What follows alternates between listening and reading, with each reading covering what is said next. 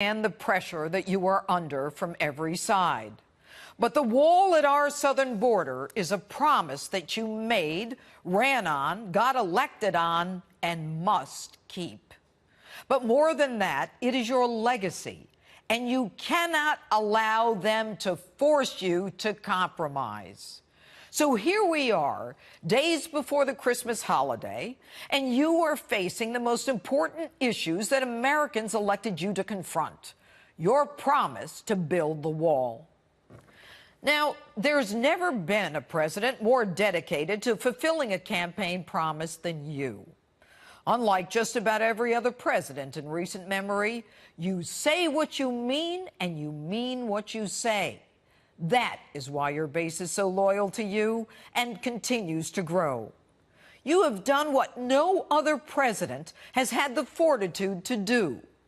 The wall is no different, and you must fulfill this fundamental promise to the American people. You cannot buckle. Now, there's no question that on January 3rd, your presidency will face even more obstruction and resistance by the Democrats than you have seen in the last 2 years. They will stop at nothing. They are callously salivating at the prospect of your collapse. The only way to go into this is to let Pelosi and Schumer know that now they are going to have a fight every step of the way. They will have to deal with the toxic environment they created. No one has your strength, Mr. President, your perseverance, or your determination. You instinctively understand what needs to be done and how to do it. And you need to build this wall. Your meeting in the Oval Office with Pelosi and Schumer was a turning point in your presidency.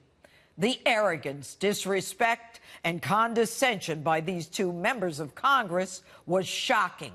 Schumer unable to look you in the eye, and Pelosi instructing you the wall was a non-starter and that you did not have the votes. You will not win. The fact is, you do not have the votes in the House. Nancy, I do. And we need border security. Nancy. We'll find out. Well, Mr. President, she found out you had the votes. She is a liar and an obstructionist. And I might add, the whole lot of them are hypocrites. Illegal immigration is wrong, plain and simple. Look, I voted numerous times when I was a senator to spend money to build a barrier to try to prevent illegal immigrants from coming in. We simply cannot allow people to pour into the United States undetected, undocumented, unchecked. These hypocrites wanted a wall until Donald Trump wanted a wall, until Trump promised a wall.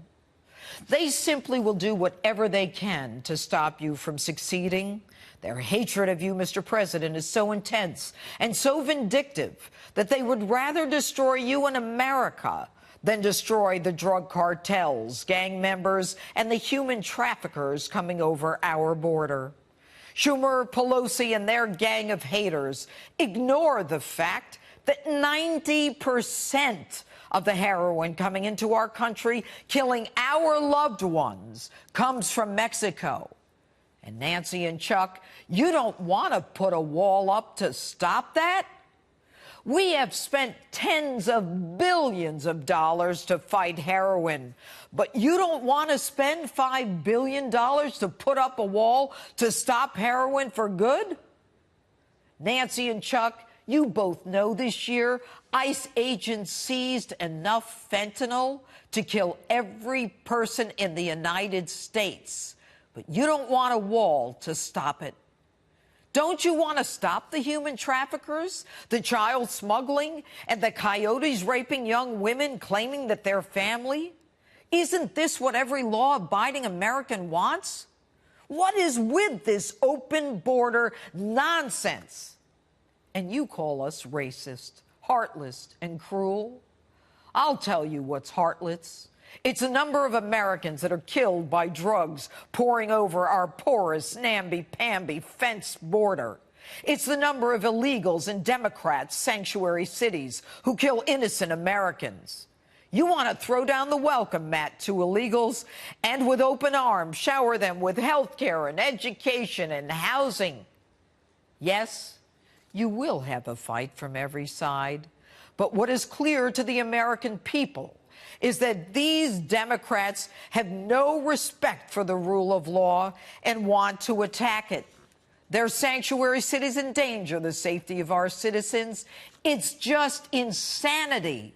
The only time the rule of law matters to these left-wing haters is when it's the campaign finance law. But the protection of our country and its citizens, who gives a damn? So we shut down the government. Okay, it's been shut down 20 times. Let's be clear. All essential personnel continue to work. The shutdown does not affect Medicaid, Medicare, Social Security, the military, or other essential branches. And after the shutdown, all the other non-essential employees are paid. So stop with the rhetoric. 75% of our government is open. And the wall is the will of the American people.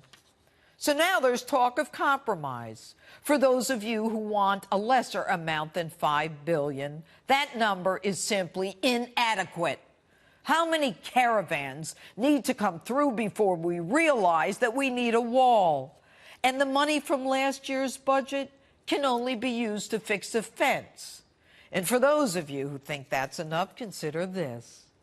An 8-month pregnant woman was able to scale the fence to get to the American side to deliver her baby.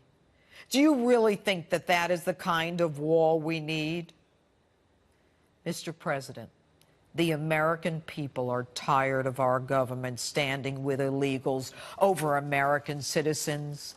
They are tired of the destruction of the rule of law in our country and everything our founding fathers fought for.